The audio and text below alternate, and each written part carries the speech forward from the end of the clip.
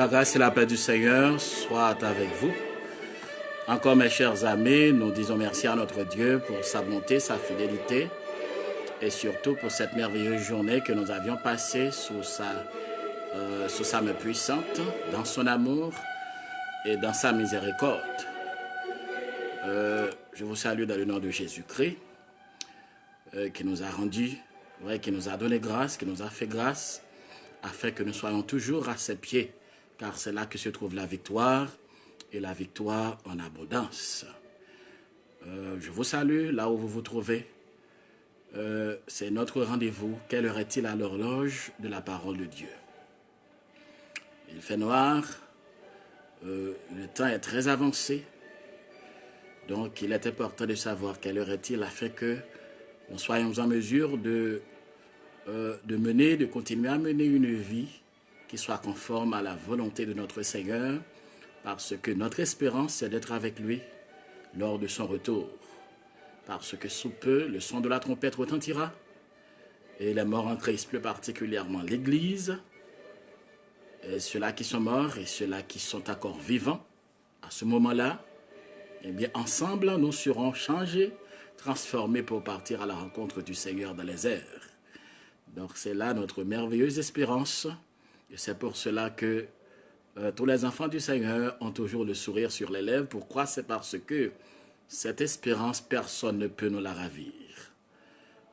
Que ce soit des épidémies, des menaces, eh bien, la confusion totale qui règne dans ce monde, quelle que soit l'arme utilisée par l'ennemi, quelle que soit la stratégie grotesque utilisée par le monde des ténèbres, eh bien, rien en ce monde, ni les richesses, ni les relations sociales, ni les visites, ni les possessions de biens matériels, rien, absolument rien, ne peut nous ravir cette merveilleuse espérance où pour aller avec le Seigneur dans ce lieu où il n'y aura plus jamais ni deuil, ni mort, ni cadavre, ni mauvaises nouvelles, parce que ces choses qualifiées de premières choses auront disparu.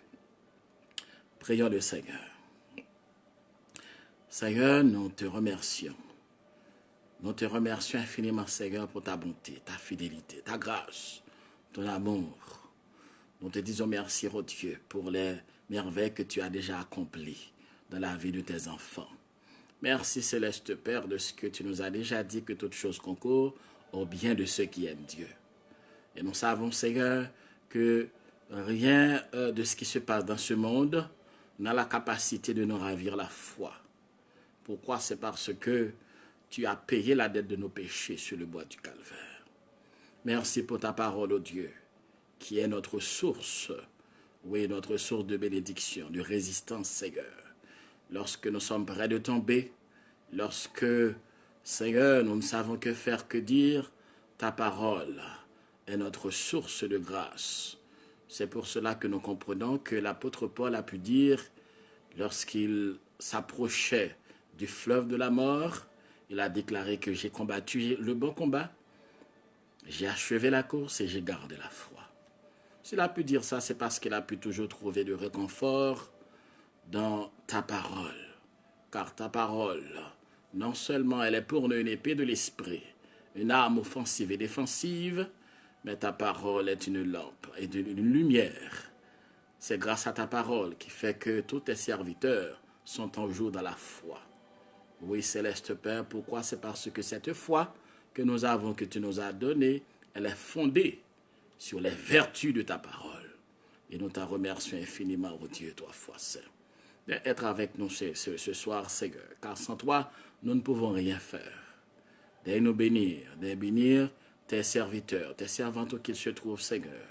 Permets que ce moment que nous allons passer autour de ta sainte parole soit un moment béni, ô Dieu. Préserve-nous des flèches du monde des ténèbres. Au nom de Jésus-Christ. Sois avec nous d'être manifesté, ô Dieu. Au nom de Jésus-Christ, ton Fils, notre divin Rédempteur, nous te prions. Celui auquel soit la louange et la gloire, l'honneur, la magnificence, au siècle des siècles. Amen. Alléluia.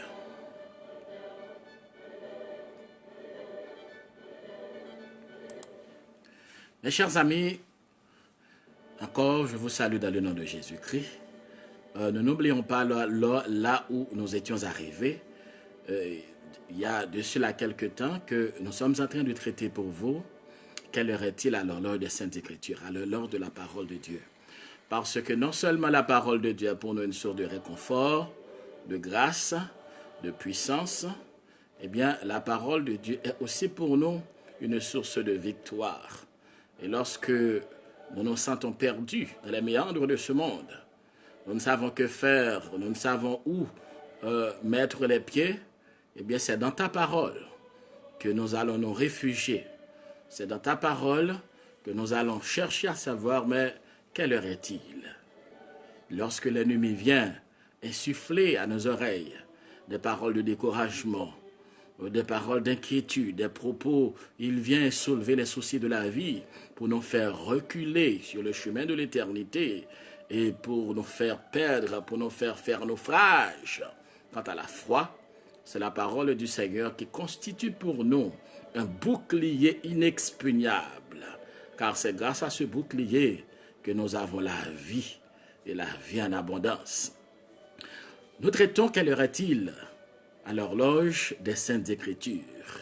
Nous avions déjà considéré le temps des nations. Je vous avais dit que le temps des nations, c'est le temps au cours duquel Israël sera foulé aux pieds par les nations. Ce temps des nations a déjà commencé depuis avec le roi Nebuchadnezzar, qui constitue la tête d'or de la statue que le prophète Daniel lui avait donné l'explication, la statue qu'il avait vue dans la vision. Et ce temps des nations se terminera par le retour en gloire de notre divin Sauveur Jésus-Christ, qui est symbolisé par cette petite pierre que le prophète avait vue en songe, qui se détachera sans le secours d'aucune main. Et c'est cette petite pierre qui frappera cette statue et la mettra en pièces. Cette statue qui symbolise le système pourri et corrompu de ce monde, constitué par l'immoralité, la luxure de Babylone, de Médo-Perse, de la Grèce et aussi de la barbarie de Rome. Donc nous comprenons que ce système pourri qui fait rage, qui domine, qui sévit dans ce monde, eh bien il est composé, ce système, de la luxure de Babylone, comme je viens de le dire, de Médo-Perse, de la Grèce, de la barbarie redoutable des hordes romaines. Nous avions dit également que ça c'est pour les nations. Il y a aussi la période des 70 semaines du prophète Daniel. Et cette période, on a commencé à l'étudier depuis plus d'une semaine.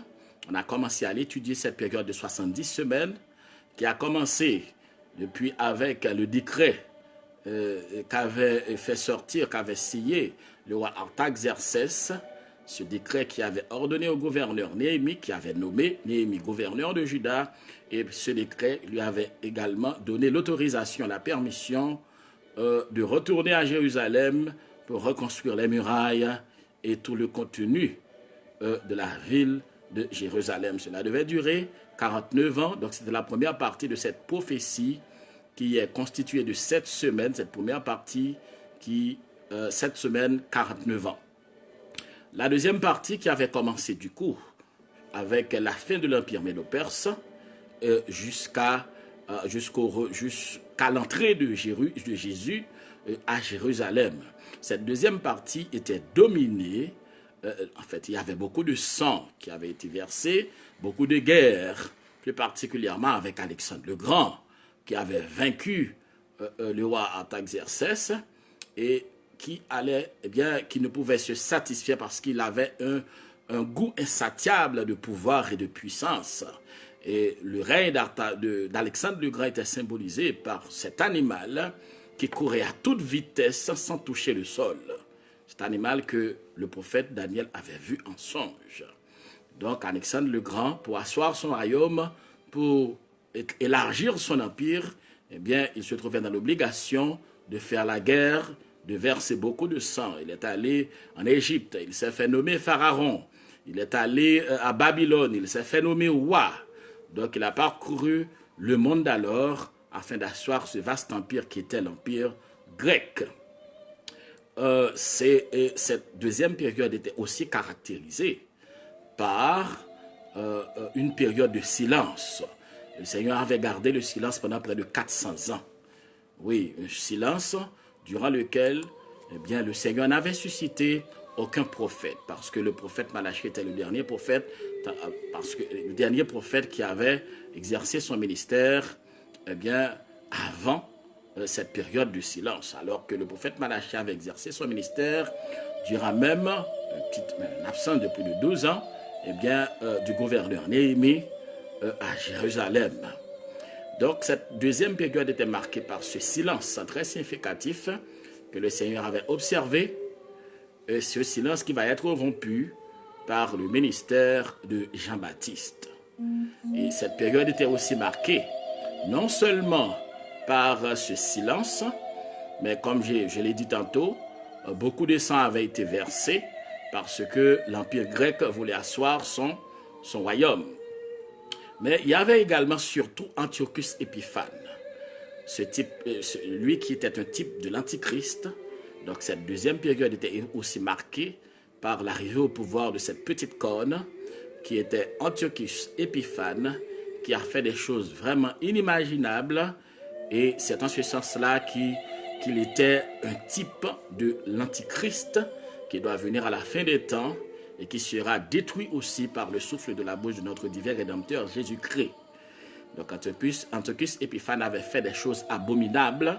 Il avait même ordonné aux Juifs eh bien, de sacrifier un porc sur l'autel qui était en dehors du temple, sur l'autel de sacrifice, eh bien, le 25 de chaque mois, eh bien, pour son anniversaire. Donc c'était vraiment très odieux parce qu'il est le seul roi qui s'est élevé à ce niveau au point qu'il s'est attaqué directement à Dieu. C'est pour cela surtout que la parole du Seigneur a souligné sa présence durant ces 400 années de silence. Le Seigneur s'était tué pendant cette période, mais le Seigneur n'était pas absent. Et c'est à la fin de cette période de 400 ans, qu'il va avoir la naissance de Jésus-Christ sous le roi romain César Auguste.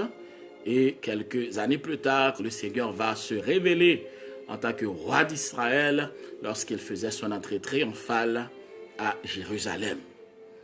Et c'est là qu'avait pris fin la deuxième partie de la prophétie.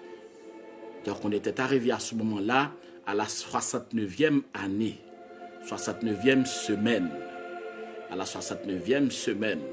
Mais l'ange Gabriel avait dit à Daniel, dans l'explication qu'il lui donnait de la vision, que ce peuple, eh bien, à l'issue de cette période, 69 semaines, un roi sera retranché et il n'aura point de successeur. Ce roi dont il est question dans la prophétie des 70 semaines du prophète Daniel, c'est Jésus-Christ. Jésus-Christ va être retranché, il va être mis à mort. Et effectivement, c'est ce qui a été produit parce qu'au lendemain de son entrée à Jérusalem, le Seigneur, après quelques jours, va être arrêté et condamné, puis crucifié. Le roi sera retranché et il n'aura point de successeur. Donc, les 69 semaines sont accomplies. Donc, nous comprenons, mes chers amis, on est à la fin. Mais il y a quelque chose qui est d'une très grande importance, c'est que entre les 7 premières semaines qui constituent la première partie de la prophétie, il n'y avait pas eu d'interruption, il n'y avait pas eu de rupture. À la fin de cette première période, la deuxième période s'est enclenchée immédiatement. Mais chose étrange, à la fin de la deuxième période, eh bien, il y a une ouverture, il y a une sorte de parenthèse. Et dans laquelle parenthèse, eh bien, il y a des choses, des événements qui se sont déroulés, qui doivent se dérouler. Et c'est à la fin de cette parenthèse que la 70e semaine, eh bien, s'attachera pour terminer avec cette période dont a parlé la prophétie, la période des prophéties, de la prophétie des 70 semaines du prophète Daniel. Durant cette période, mes chers amis, n'oubliez pas que je vous avais dit au début que cette prophétie concerne surtout le peuple juif. Cette prophétie concerne surtout le peuple d'Israël. Parce que n'oubliez pas, comme je vous ai dit, que le Seigneur travaille avec près de 3 groupes distincts. 3 groupes distincts. Le peuple d'Israël, l'Église et les nations. C'est en ce sens que nous avons vu également qu'il existe dans la parole de Dieu près de 3 jusqu'à ce que. D'abord, le Seigneur avait dit jusqu'à ce que la totalité des païens soit entrée. Ça concerne l'Église. Jusqu'à ce que vous disiez béni soit celui qui vient au nom du Seigneur. Ça concerne le peuple d'Israël. Jusqu'à ce que les temps des nations soient accomplis. Ça concerne les nations. Donc les prophéties doivent abonder à partir de ces 3 groupes distincts. Israël, l'Église et les nations. Donc la prophétie des 70 semaines met l'accent sur le peuple juif, le peuple d'Israël. Durant cette période que j'appelle une parenthèse, qui s'est ouverte entre la 69e semaine et la 70e semaine, la 70e semaine qui n'est pas encore commencée, alors que la 69e semaine est déjà terminée, ça veut dire qu'on est en plein dans cette parenthèse. Cette parenthèse, si l'on prend la période de l'Église, ça concerne l'Église. Mais ça ne concerne pas seulement l'Église. On ne va pas mettre l'accent sur l'Église ce soir. On va mettre l'accent sur un autre événement qui doit arriver toujours dans cette parenthèse avant l'enchaînement de la 70e semaine du prophète Daniel. Nous laissons l'Église, nous la verrons après, parce que n'oubliez pas, il y a 3 groupes distincts. Et l'essai doit abonder chez les nations, chez les Juifs et aussi chez l'Église. Donc c'est là que, les signes doivent abonder. Donc l'ange Gabriel avait dit à Daniel, il avait dit à Daniel qu'il y a un chef, le peuple d'un chef qui viendra. Le peuple d'un chef qui viendra détruira la ville et le sanctuaire. Toujours dans la parenthèse. Le peuple d'un chef qui viendra détruira la ville et le sanctuaire. Et les dévastations dureront jusqu'au terme de la guerre. Mais sa fin arrivera. Sa fin arrivera comme par une inondation. Tout ça fait partie. Donc, dans la parenthèse, d'un côté, il y a l'Église, il y a la dispensation de l'Église. D'un côté aussi, il y a d'autres événements qui concernent surtout le peuple d'Israël, qui doivent se dérouler. D'abord, le Seigneur avait parlé d'un peuple, d'un chef qui viendra. Eh bien, ce peuple-là, à l'époque où le Seigneur parlait, c'était le peuple romain. Oui, c'était le peuple romain. Et c'est cet événement aussi, qui participera, se déroulera dans la parenthèse. D'un côté, il y a l'Église dans la parenthèse, il y a les nations aussi dans la parenthèse, mais il y a aussi les Juifs, Israël dans la parenthèse. Donc, mes chers amis, ce peuple qui viendra, c'était le peuple romain. Cet événement dont a parlé l'ange Gabriel dans la prophétie des 70 semaines, cet événement avait eu lieu en l'an 70 après Jésus-Christ. N'oubliez pas ce que le Seigneur Jésus-Christ avait dit. Le Seigneur avait dit en entrant à Jérusalem, tandis qu'il regardait le temple, le Seigneur a déclaré, « Il ne restera pas pierre sur pierre qui ne soit renversé. » Dans Matthieu chapitre 2, 24, le verset 2, le Seigneur a dit, « Je vous le dis en vérité, il ne restera pas ici pierre sur pierre qui ne soit renversé. » Donc l'histoire nous dit que cette prophétie s'est réalisée en 170, en l'année 70 après Jésus-Christ. Pourquoi? C'est parce qu'en l'an 70, le 8 septembre 70 de notre ère, le général romain Titus a envahi Jérusalem et a détruit la ville, le temple, et tua des milliers de Juifs. Il est entré à Jérusalem avec une puissante armée de 60 000 hommes. Il marcha contre Jérusalem. Titus, à la tête de l'Empire, à la tête de l'armée romaine, a fait des ravages. Il a tué près de 6000 juifs.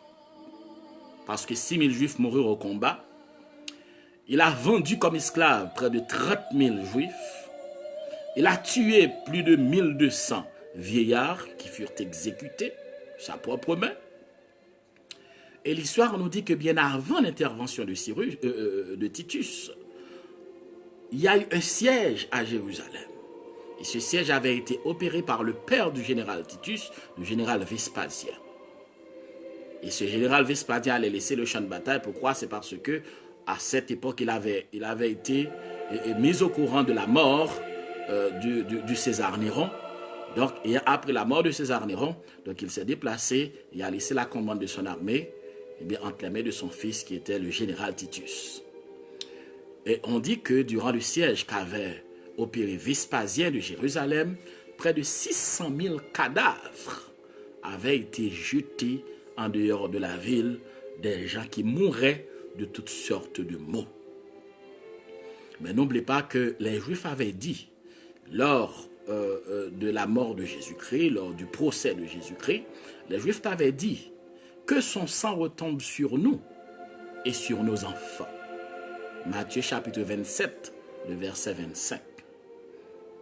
Donc, et l'histoire nous dit que Titus avait semé le sel sur l'emplacement du temple, symbole, humiliant de défaite, de destruction. Mais Gabriel avait dit à Daniel aussi que les dévastations continueront jusqu'au terme de la guerre. Cela veut dire que, il y aura encore des guerres à venir, et ces guerres, seront en défaveur du peuple juif.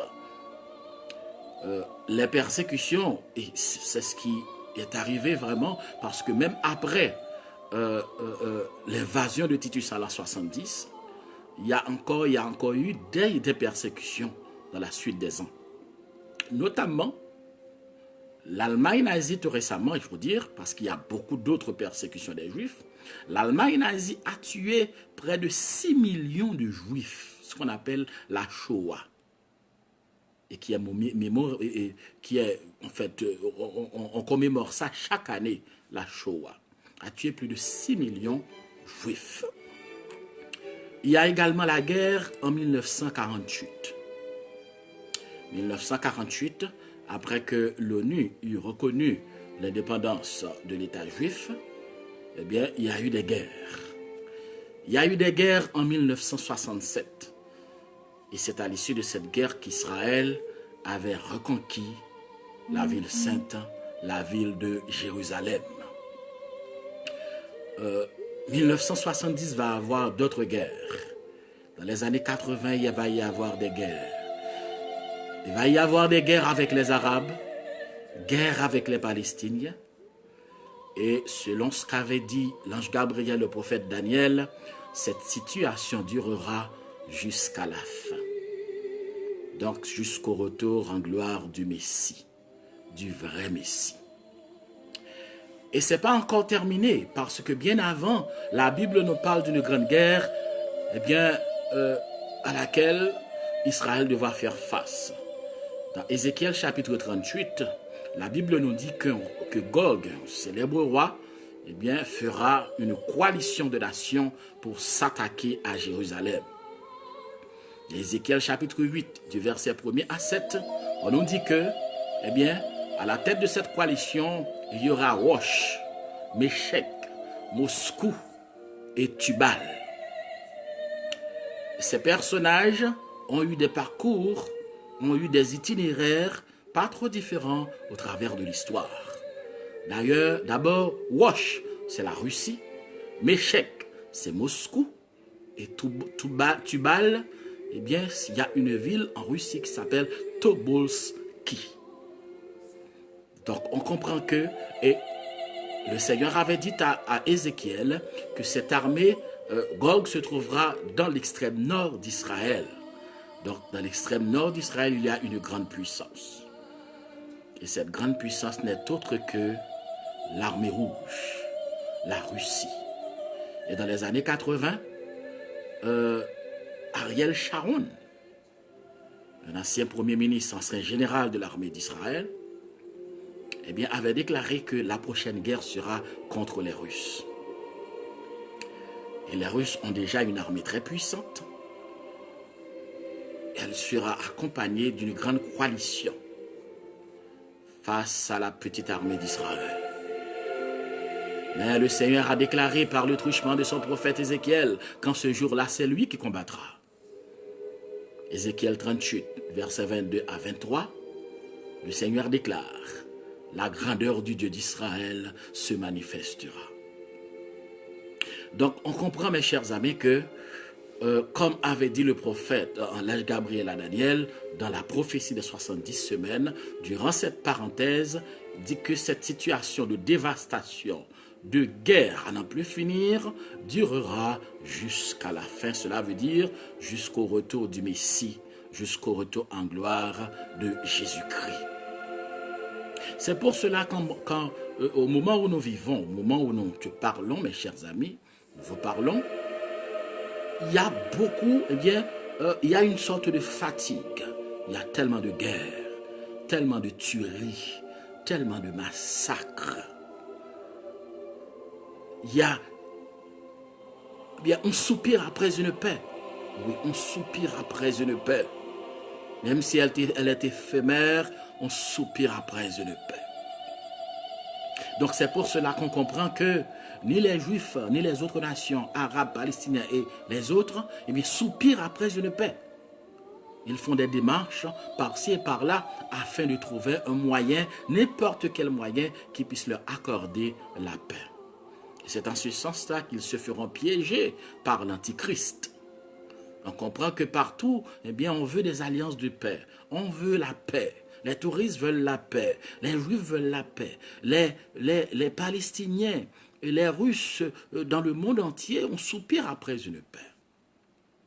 Et les prépare. Donc, on comprend que psychologiquement, on est préparé pour la paix.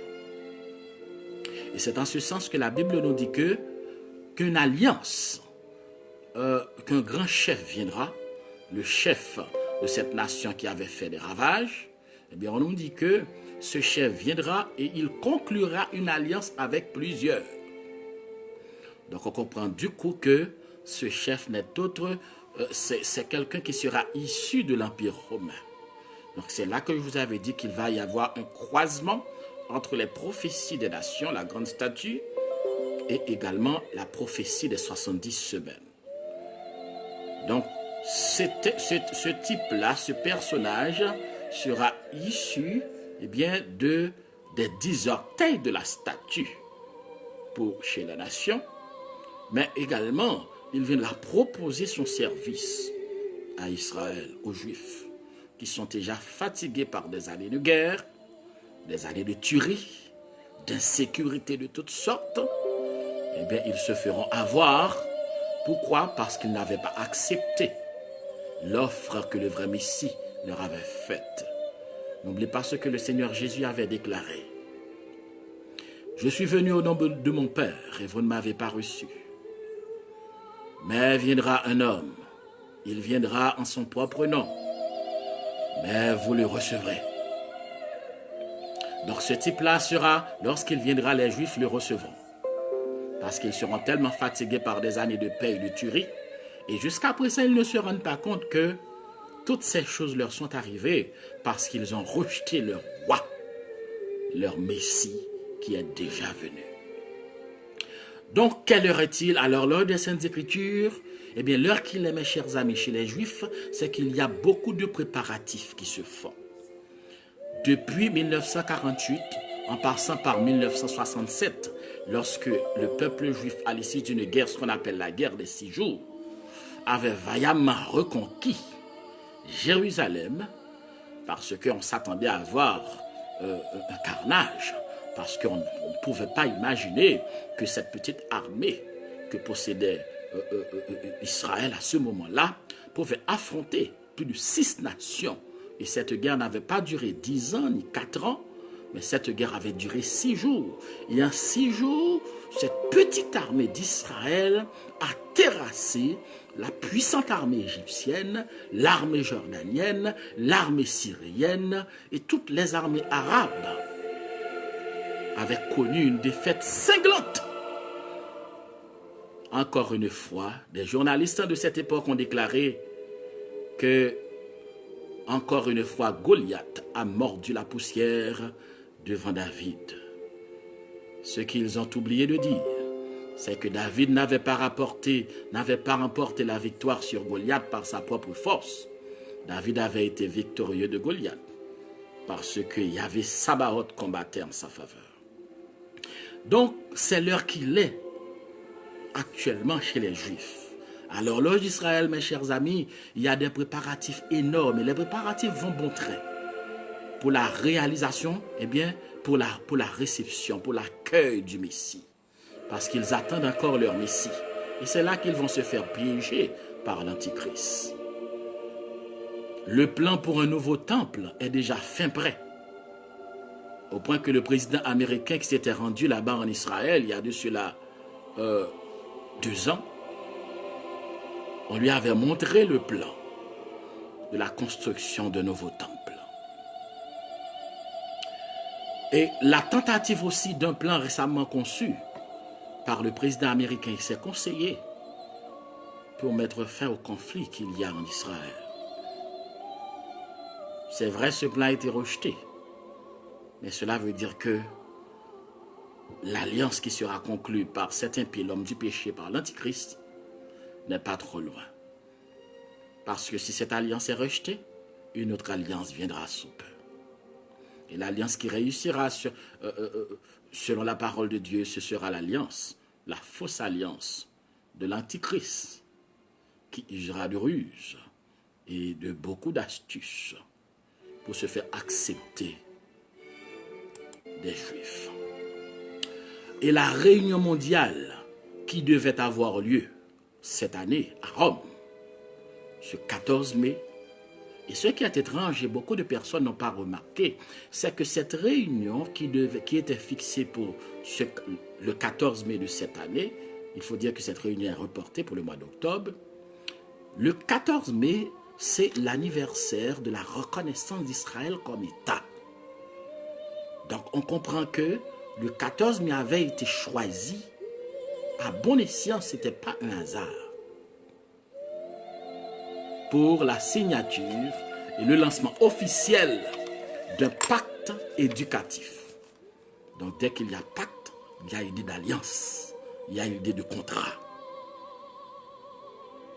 Donc il est très tard, mes chers amis. Il est très tard à l'horloge d'Israël. Et l'on approche à grands pas du crier de minuit. Donc, et cette alliance, ce contrat, ce pacte éducatif ne devra être signé ni en France, ni à Washington, ni à Ottawa, ni à Paris. Eh bien, ce pacte éducatif est fixé pour être signé à Rome. À Rome. En Israël, les vêtements sacerdotaux sont fin prêts. Les ustensiles du temple qui doivent être utilisés dans le temple sont également prêts.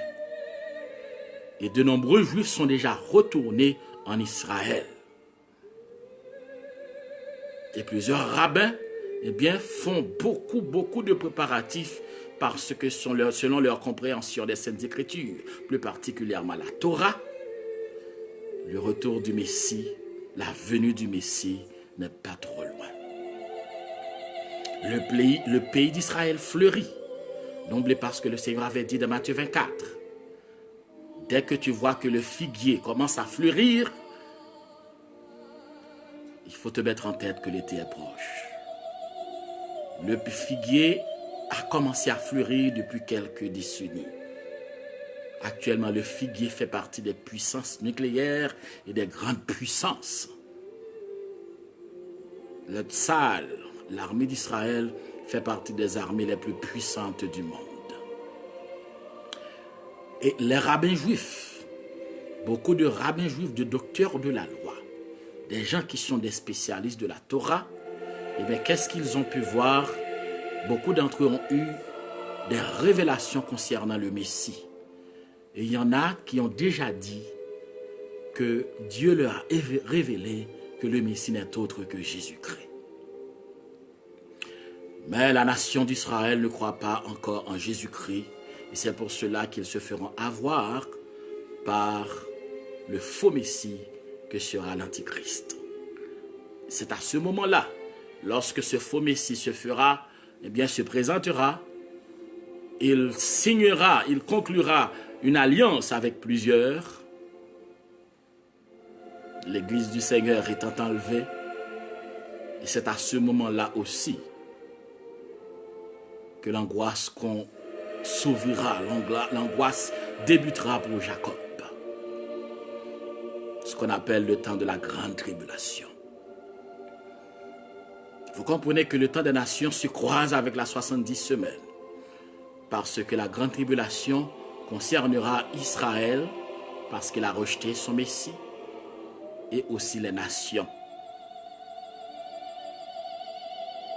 Et ces deux entités seront sévèrement punies par le Seigneur durant la grande tribulation. Et dès que cet homme du péché, cet impie, aura commencé avec la 70e semaine par cette alliance, c'est à ce moment-là aussi que s'ouvrira, oui, que déclenchera par l'agneau, oui, c'est l'agneau qui déclenchera les sceaux, les trompettes et les coupes de jugement de Dieu contre Israël et contre les nations. Donc vous comprenez que si du côté d'Israël, les préparatifs vont bon train, du côté des nations aussi, il y a beaucoup de préparatifs. Il y a le gouvernement mondial. On fait beaucoup de préparations pour la venue d'un gouvernement mondial. Le chiffre 666 est sur toutes les lèvres. C'est même officiel dans certains pays. Ils déploient des moyens gigantesques afin de faire accepter la puce implantable. On est en train d'établir des logiciels pour retracer des personnes. Les préparatifs vont en s'augmentant. Et on est sur le point non seulement de le voir, mais également d'accepter. Les gens sont préparés actuellement, surtout suite au ravage que le virus, ce terrible virus est en train d'opérer. Les gens sont psychologiquement prêts à accepter n'importe quoi qui puisse leur accorder leur liberté, qui puisse leur retirer de cet état de confinement. Les gens sont prêts à payer n'importe quel prix pour sortir de ce confinement. Et assurément, cet état de confinement aboutira jusqu'à la réception de la puce implantable. Un seul système financier, actuellement tous les systèmes financiers sont en train d'effondrer.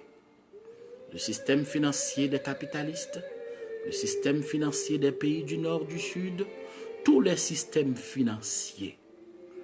Ils s'effondrent lentement, mais sûrement. Et avec les ravages de ce virus, beaucoup de dépenses ont été faites, pas d'investissement, beaucoup de dépenses ont été effectuées. Ce qui va accélérer encore plus les changements tant souhaités par les nations de ce système financier économique. Et sous peu, et ça sera durant la période de la grande tribulation, personne ne pourra ni acheter ni vendre sans avoir la marque. Sous peu, personne ne pourra ni acheter ni vendre sans avoir un masque.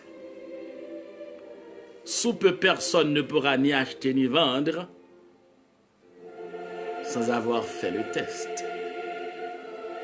Déjà, il y a des magasins qui disent qu'ils ne vont accepter de vendre à personne sans que cette personne ne soit revêtue d'un masque. Le compte à rebours a déjà commencé. Et l'impie, lorsqu'il viendra, lorsqu'il se présentera, pourra profiter de tous ces préparatifs qui ont été faits sans le savoir en sa faveur. La nuit est très avancée. Qu'il en soit ainsi pour vous. Au nom de Jésus-Christ. C'est pour cela, mes bien-aimés, ça c'est encore de la parenthèse. Dans la parenthèse, eh bien, avant le début de la 70e semaine dont a parlé le prophète Daniel. Prions le Seigneur. Dieu de merveille, du Tout-Puissant, du grand et redoutable, Alpha et Oméga, commencement et la fin. Nous te remercions infiniment, Sauveur des cieux, ta grâce, ta bonté, ta fidélité. Merci Seigneur d'avoir été avec nous durant ce moment. Merci pour ta sainte parole, ta bonté et ta fidélité. Merci pour les miracles que tu as repérés pour tes serviteurs et tes servantes, Seigneur. Merci. C'est vrai, la nuit est avancée, l'obscurité bat son plein. Mais nous savons que ta parole constitue, ô Dieu, notre lumière, notre éclairage. Puisse notre foi continuer, ô Dieu. Puisse notre foi continuer à s'alimenter, ô Dieu, par ta parole. Car ta parole est la vérité. Donne-nous la grâce, ô Dieu, de rester attachés à ton nom puissant et merveilleux. Lorsque nous voyons arriver ces événements, au lieu de nous attrister, ô Dieu, donne-nous la grâce de nous réveiller, de nous tenir prêts, parce que notre délivrance arrive. Permets que tes enfants, ô Dieu, là où qu'ils se trouvent, ne se laissent pas emporter par les besoins du manger et du boire. Donne à chaque de nos célestes Pères de continuer à rester en prière, à creuser davantage dans ta sainte parole, à faire attention à notre foi, de mener une vie qui soit conforme à ta sainte volonté, de vivre par toi et pour toi, ô Dieu, de continuer à mener le bon combat de la foi. Car sous peu, tu reviendras chercher ton Église. Merci pour cette opportunité, pour cette grâce. Merci pour ce moment que nous avons passé dans ta sainte et glorieuse présence. Dès bénir tes serviteurs, ô Dieu, où qu'ils se trouvent. Qu'ils nous suivent en direct ou en différé, ô Dieu, de les bénir. Et donne-nous, Seigneur, la grâce de nous réjouir, non pas dans l'insouciance, de ne pas nous attrister, non pas par la peur de ce qui est arrivé, de ce qui arrive dans ce monde, mais de nous réjouir parce que notre délivrance est très proche. Donne-nous la grâce de passer une agréable soirée dans ta main puissante, car tu es un Dieu bienveillant et miséricordieux. De faire au-delà de nos pensées, Seigneur. Par Jésus que nous te prions, celui auquel soit la louange et la gloire, au siècle des siècles. Amen.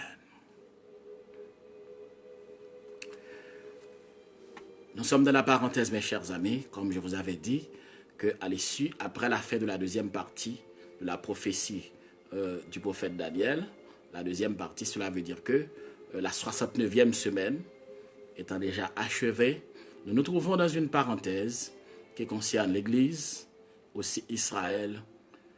Et dans cette parenthèse, tu vois des événements dans la prophétie des 70 semaines, des événements qui concernent la destinée du peuple d'Israël.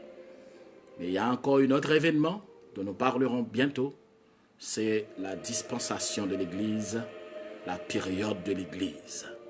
Lorsque nous disons parenthèse, cela ne veut pas dire que c'est une période insignifiante, loin de là. C'est pour montrer que, ça se trouve entre la 69 et la 70e semaine, où la souveraineté de Dieu a fait irruption. La grâce de sa souveraineté, la puissance de sa souveraineté, la miséricorde de sa souveraineté, est entrée, et a fait un passage, comme ça a été annoncé à Abraham, à faire un passage pour toi et moi, pour l'Église. L'Église de Jésus-Christ. Passez d'agréables soirées. Merci d'avoir été présent. Puisse le Seigneur vous aider et vous bénir et que vous puissiez mettre en application sa parole parce que sa parole est la vérité et car c'est la condition sine qua non d'être présent lors du retentissement du son de la trompette. Dans l'intervalle, si la trompette a déjà retenti, n'oubliez pas le rendez-vous. C'est dans les airs avec le Seigneur. Qu'il en soit ainsi pour vous, au nom de Jésus-Christ. Amen.